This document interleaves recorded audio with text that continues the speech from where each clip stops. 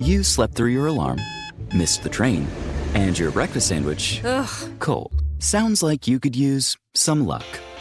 I'm Victoria Cash, and Lucky Land is where people go every day to get lucky. At Lucky Land, you can play over 100 casino-style games for free for your chance to redeem some serious prizes. Go to LuckyLandSlots.com and get lucky today.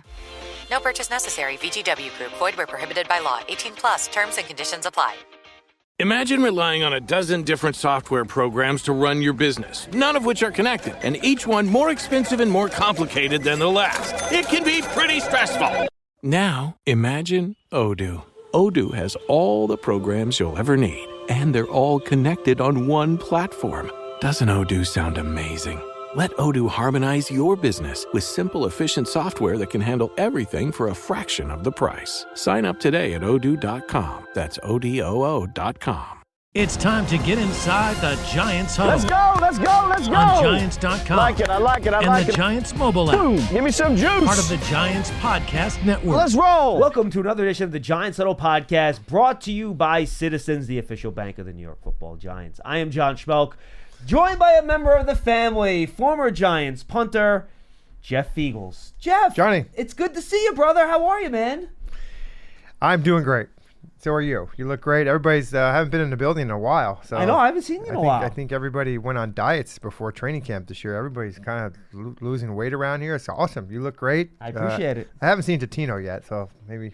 It's actually even a little early for Datino. Jeff is here. If you're coming to practice, well, this is going to be way after you. Well, Jeff's signing autographs at practice today. We're recording this just so people understand on Tuesday, July 30th. It might not air for a week or two, but we wanted to do some big picture Giant stuff with Jeff and just have some fun with him as we haven't talked to him in a while. So July 30th. That means training camp. How's the business with the kids? kids? Everybody's busy. Housing business is crazy. We miss you here. The market is nuts. The boys, the family's doing well. Been so busy, I haven't been able to really dive into football yet, but it's exciting. I know that it's in my DNA that right around the end of July, you kind of know that it's football time, you know? What does it do to your mind and body when you feel like training camp should be starting? I mean, you did it for what? How many years? Too many, I guess. It was 22. 22 training camps consecutive, yeah. What goes through my mind is, you know what? It's funny because I got excited about training camp because all the stuff you do in the off season, you put in to get ready for the season, you get to show it off. So you could come out to camp where some guys lose weight, some guys get stronger, some guys do this and that. For me, it was just showing everybody as I got older that I can still do it at that age that I was, and that it's just competing, John. I mean, you hear about it from everybody. And it is a cliche that they use all the time, but as a player, you just want to go and compete. And every year they try to bring somebody in to take my job. And so that kind of got the juices flowing, you know? It's funny. I'm sure the guys that aren't specialists here, you say, oh, I get excited for training camp. It's fun. They're like, screw that guy. Back in the day, you're doing 2 days. Yeah, I was going to say a little bit different. And you're like swimming in the pool up in Albany or like getting off the golf course trying to beat Mike Holmgren to breakfast. I had it. Yeah, you know all the stories. I did have it pretty easy when it comes to that. But, you got to earn your stripes. I didn't have it easy at the beginning. I had to do everything else that, all the other guys were doing. But I think that as I got older, I got smarter. But listen, I think, and I'm not knocking this at all. I'm just saying, back when I played, things were so much different. I mean, we didn't know any better than 2-a-day practices, until finally everybody got smart and said, you don't need to do it. But, we were in training camp 6 weeks. 6 weeks. No. And that's legitimate 6 weeks. And listen, I 2-a-days and pads for me wasn't all that bad, but I mean, it was, there wasn't any days off. It was just straight through. So, but listen, I think in today's game, as you know, it's all about safety. It's all about getting guys healthy. And this game is all about getting healthy and coming out of training camp and coming out of the preseason healthy. I don't know if I've ever asked you this specific question, maybe because it's the position you play, but you saw the whole era, right? You were back in the day when there were no rules and you could do whatever you want. Then you had, the late 90s, early 2000s where you had some rules, but it was still 2 days, it was still pads. Sure. And then did you practice under the new CBA? No. You didn't, right? No. So No. do you think, or did you see a drop off in preparedness by players as they pulled back on some of this stuff? Well, it's funny because I was kind of practicing. I was practicing the way the new CBA was because I only practice once a day. So I innovated that, But no, I think that, and to answer your question, the changes I saw. Now remember, I retired in 2009, so there was a little bit of kind of that new indoctrination to how things were going. But that was with Tom. I mean, nothing was real easy with Tom. You know what I mean? So, but I think that the guys are. I think they're just as prepared today as they ever were because they're around here so much. I mean, the off-season program. Remember this too. Everything's about money. You know that in this business, and because the salary cap goes up, guys are able to get bonuses to work out in the off-season, which we didn't have that back when I played. So guys are getting paid to come in to work out. So you're preparing. You're basically paying them to get better, which back in the day we just did it ourselves to get better. So I think that's kind of what you're seeing these days. Interesting. How much, you mentioned Tom, how much did you see him pull back in camp in the offseason? The whole, and I think personality-wise, Tom Coughlin did pull back a little bit in 2007. You can talk about that too. But just from a training camp offseason work, did you see an evolution even with Tom Coughlin while he was here? Or no, he was. I think towards the end, I did. I mean, I played for Tom for 6 years. So the first 3.5, 4 were intense, and then after that, I think not only did Tom need to change, I think the league changed. I think things started to get a little bit, and people were understanding that this game is so physical that you can't continue to do things in the old way. And for us to play back in the day, that was just kind of uncustomary. Tom had to really, Tom, this was a struggle for him. But the players you had to take care of the players, and the players kind of rule the roost in a sense, So I think that things worked out for the better. And I think today, it would be very difficult to be a coach in this league. I just, personally think that just because my kids are older. I mean, we were talking about your kids this morning. My kids are 33 down to 24. So my kids are the kids that are here, or the player. That's the age group. Actually, on the older side, believe it or not, which right. is kind of scary. So I have a 24 and a 27 and a 30. So, those look, but my point is that the way that I see my sons grow up and what they're doing, I would find it very difficult to be a coach today here because I feel like I'm calling my kids lazy, but I think that if the generation that I'm seeing and some of these kids they become lazy and they just become complacent, and the money is ridiculous. So there's, people, it's when you get money, and by the way, the new guys coming in, they got paid. They've already got money in college, correct? So I think that, that's a whole other segment where you could get into, like and not everybody's getting the amount of money that we're talking about, but I think it is to the point where these guys come from college and now they get here, it's not so exciting. Like, listen, I remember when I first came into the league and I got my first paycheck, it wasn't very much, but it was something. I mean, I was like, oh my God, I can buy gas, I can buy food. I mean, seriously. I wasn't one of the guys getting paid at Miami. Most of the other guys were, but I, at least coming out of college, at least I had some money. But now it's like, wow, these guys just, what do they do? To me, it's more, you better be smart with your money. You're going to make it, just be smart with it. So Miami, like the wide receivers and quarterbacks got cars, like Lamborghinis. Yeah, all that kind of stuff. And you got Hot Wheels? Is that pretty much how it works? I didn't even get Hot Wheels. I think I got a bike. I got a beach cruiser. Oh, you got a bike? That's not bad. But it was my bike. I bought it. Oh, okay. Well, then you didn't get anything. You bought the bike. Anything. I had a bike. All right. 2 more questions about the past before we start talking about current Giants and other stuff like that. I love chatting with you. This is so much fun. What made Tom particularly intense compared to prior coaches? And by the way, it's not like you played for these laissez-faire, fly by night. You played with Mike Holmgren and other guys that were pretty intense. Buddy Ryan. Yeah. I mean, my gosh, about Buddy Ryan. What made Tom different? And frankly, if you want to, what made all your coaches a little bit different? Because there are some big names there that I think people like to hear stories about. If I compare the two, just going back to Seattle before I came here, with Mike Holmgren, I think Mike Holmgren had a bigger ego than Tom Coughlin. Tom he has somewhat of an ego, but the fact is we all have some type of ego. Yeah, exactly. But I feel like Tom was real. And to this day, he's the same person. He really is. His work ethic, the way he does things, his expectations. I think this is the biggest thing. I know all football coaches have expectations for their players, but I don't know to an extent how far they go to create those expectations where the player understands that all Tom wanted to do was make you better.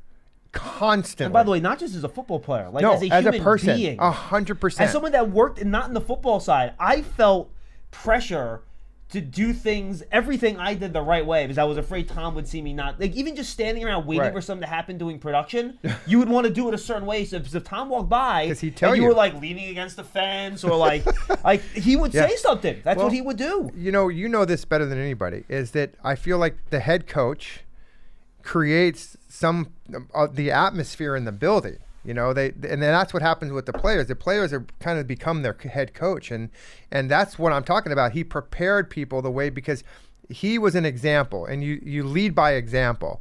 And some people lead by example. For instance, I'll give you an idea. Eli Manning, he wasn't a vocal leader. He led by example on the field, off the field, in the locker room, things like that. Tom led by example.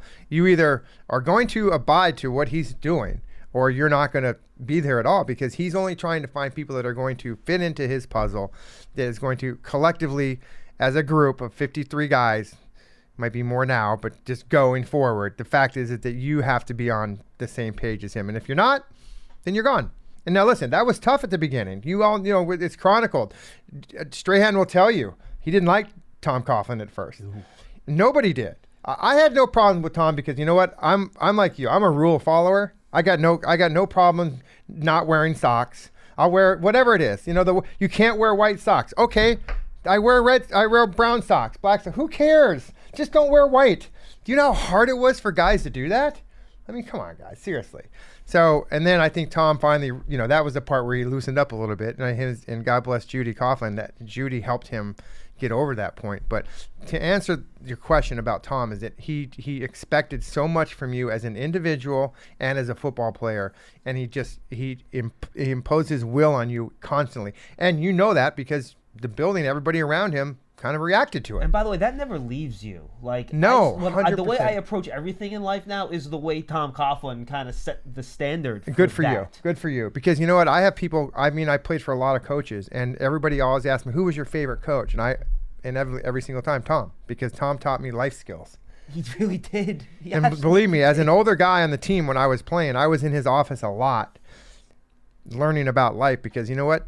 Tom loved football, and I was coaching my younger kids in junior football. He was always asking me how the team's doing and things like that. Just kind of get away from football a little bit from the professional side. But as a person, I mean, listen, I think if you could hang around someone like that, you're obviously going to be able to get some of the tendencies that he does, and it's going to bring it into your own life. You're ready for a change. Payday comes early with Citizens, so go to that retreat. New you moves to the country. Now you're raising goats and launching a lifestyle brand. Are you ready for all that life brings?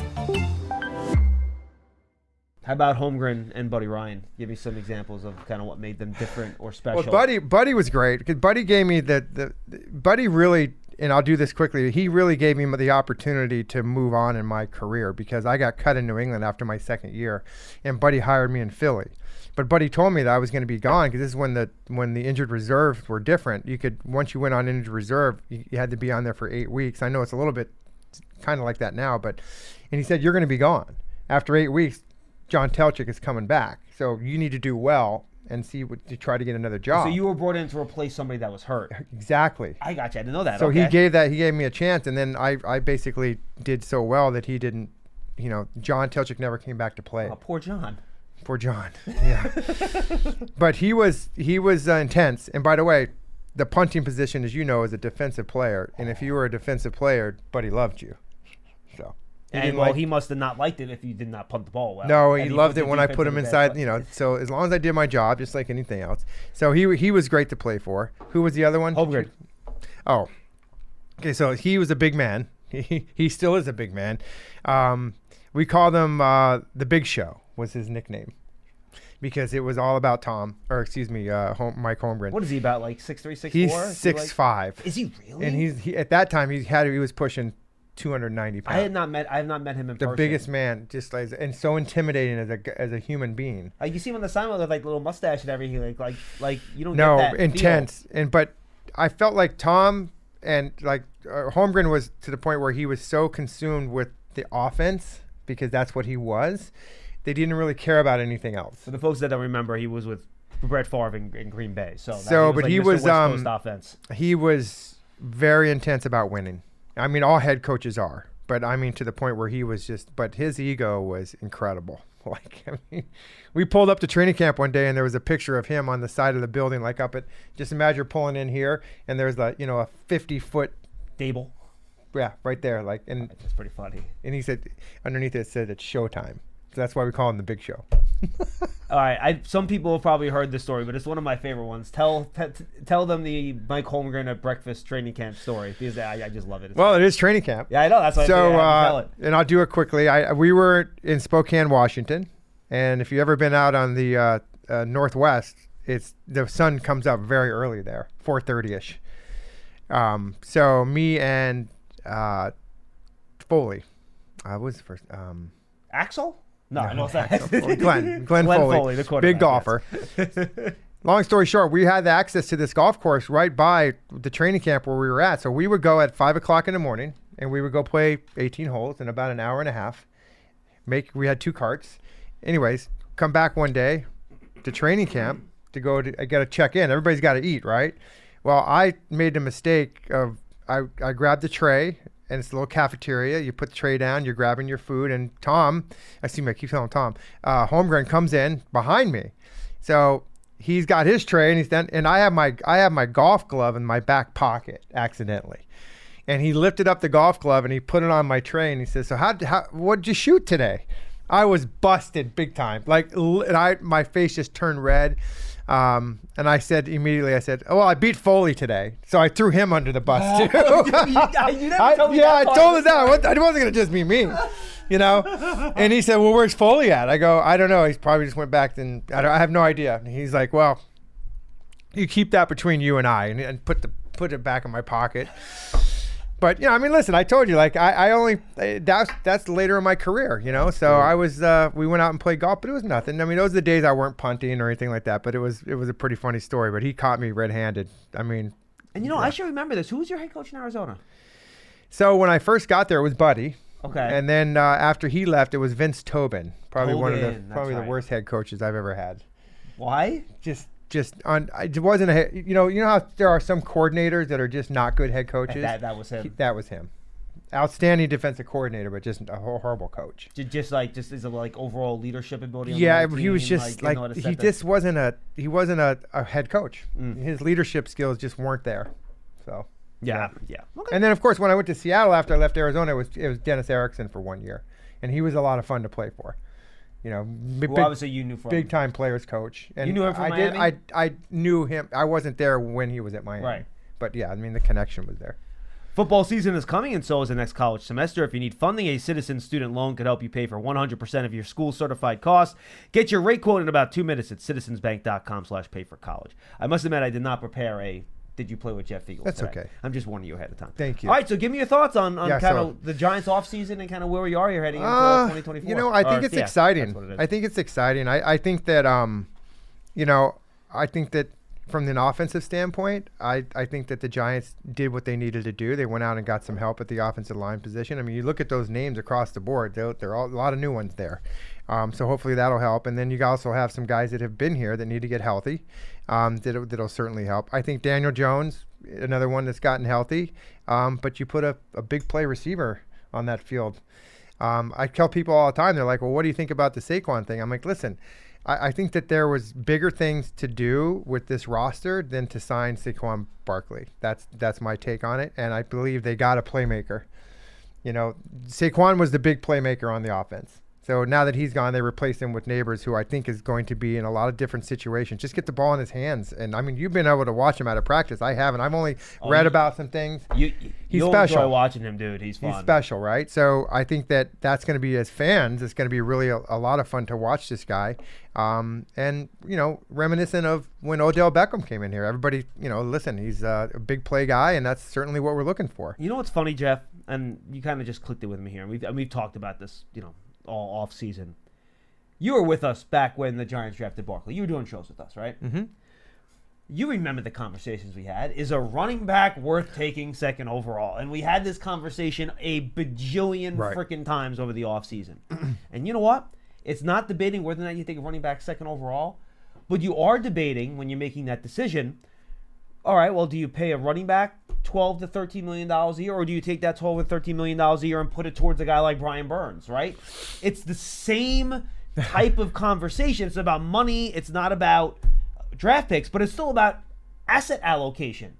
And I think Joe Shane came down to it that Saquon, great player, but A, running back position, and B, the other part of this too, is when you're talking about drafting Saquon Barkley, well, he's a 21-year-old that has a lot of tread on the tires. Well, now you're talking about asset allocation to a 27-year-old running back who I think we've seen lose some juice. Of course. Well, you have to with that. Running backs.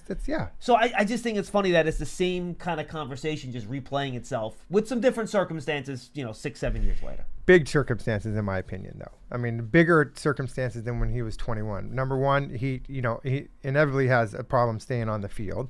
So when you're going to pay somebody, we know this, if you're going to pay somebody a lot of money, it's like, it's like if I'm going to pay a roofer to do my roof, and I know that he's pretty good, and he only does 3/4 of the roof every time. I mean, I want somebody that's going to do my roof 100% every time. I need him on the field all the time if I'm going to pay this kind of money. So it's hard to keep running backs on the field. They get beat up, just like middle linebackers, guys that hit like that all the time. So that's just the way of life it is. So I think that, defensively, I think some of that money got allocated, as you say, to free agency, pass rush. Okay, yeah, you got Thibodeau. He's coming into his own now. He's been in the league a couple years now. It takes a while for these guys to understand it, but Brian Burns is, he's a top 100 player in this league. I mean, he's going to be exciting to watch too. So those two players, I think Neighbors on offense and Brian Burns on defense are going to be something to watch. You love turf. You're good at it. So you start a turf biz. Business grows, your savings grow. Become the most celebrated name in turf. Are you ready for all that life brings? This year. It's going to be fun. Now, you haven't watched Hard Knocks yet. I heavily recommend it. It's very good. You need to go back and do that. I want to, and I'm probably going to just binge watch it all the way through when it's done. Last one is tonight. So, okay. All right. There you go. But it is interesting. I know people are watching, and of course I haven't, but I understand what's going on behind the scenes. As a player that played in this league for a long time and a guy that did my own contracts for a while, I get what all of this is about behind the doors. It's a business, and that's what the fans are finally seeing. And maybe it sheds a little light on things when you guys are talking about this stuff. People can now understand a little bit more like what we were talking about that they didn't understand, because it's kind of interesting.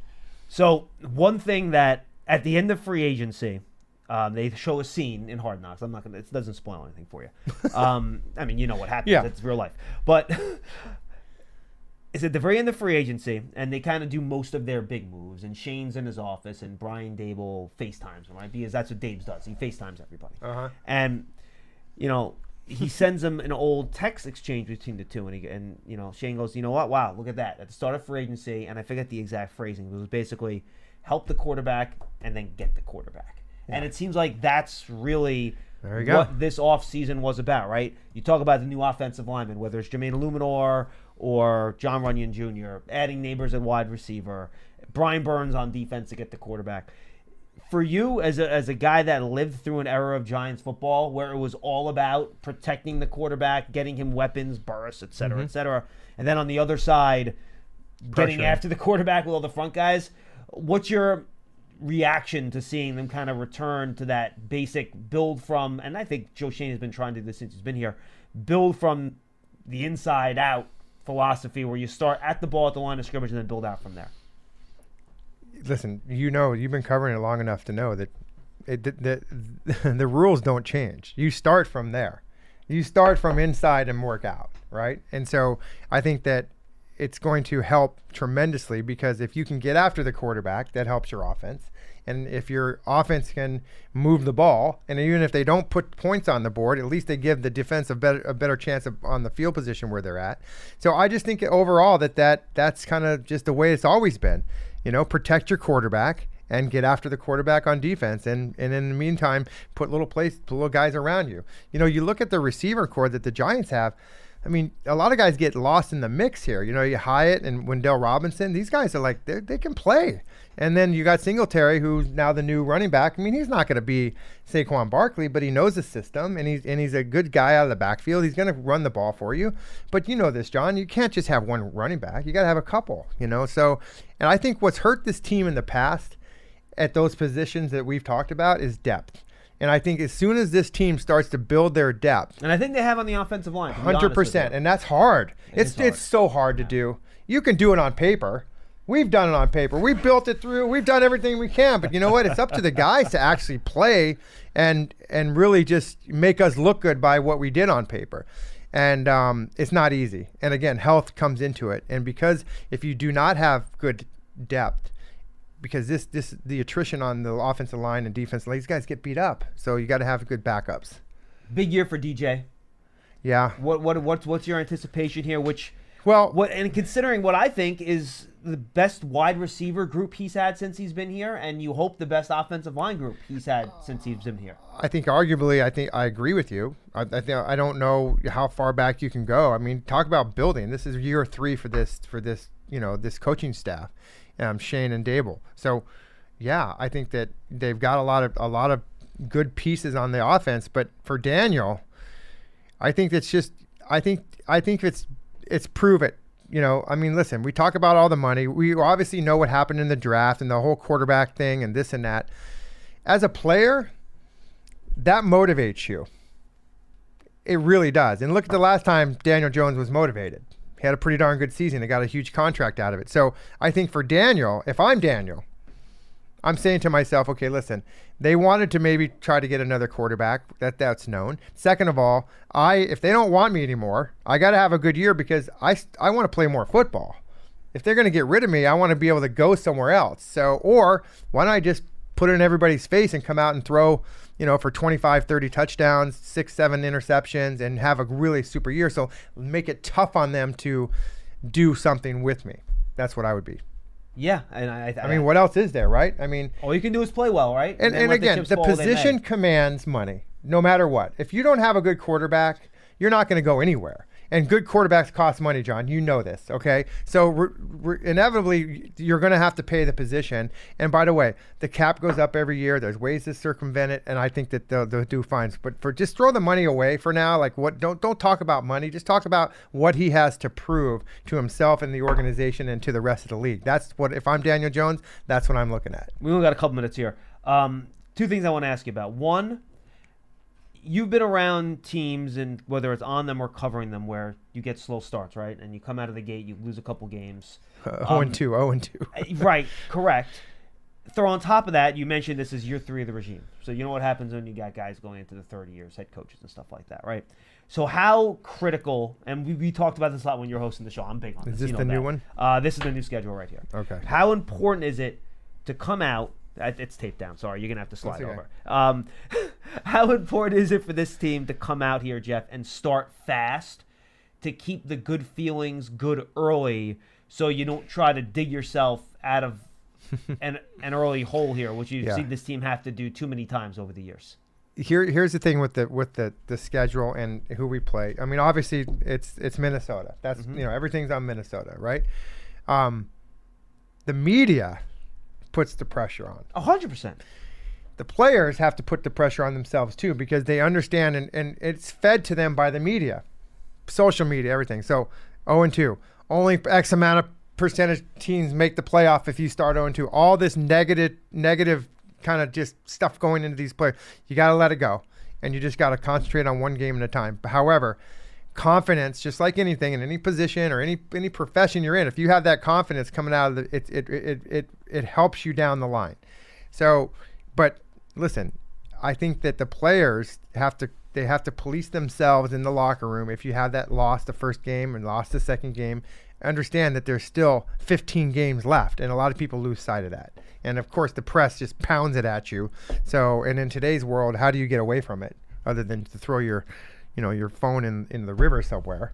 But you'll still hear about it. Which I want to do sometimes, by the way. I want to do every day, actually. My phone, yeah. Jeff, it's great having another guy that's follically challenged on the show. I have way too many guys with these great heads of hair. Yeah, you know what? They're one day they're gonna like it. Look at us. We get to wake up in the morning. We don't have to do our hair. Doesn't do anything. Yeah, and like we actually could not take a shower for a couple of days, and other than smelling, nobody would know, right? I mean, I don't have to do my hair. I'd rather not walk around smelling, but yes. No, I'm just kidding. So, yeah, but that's good. Thank you. Jeff, your hair looks great today, I miss John. you, brother. Yeah, good talking to you, Johnny. And thank you, everybody, for listening. Yeah, thanks for being with us on Giants Huddle Podcast, brought to you by Citizens, the official bank of the Giants. I'm John Schmeelk. For Jeff Feagles, we'll see you next time, everybody. Getting ready to take on your lawn? Make your first move with the reliable performance and power of Steel tools. From hedge trimmers and mowers to string trimmers and more, right now save on select gas tools starting at just $149.99. Real Steel. Find yours at steeldealers.com.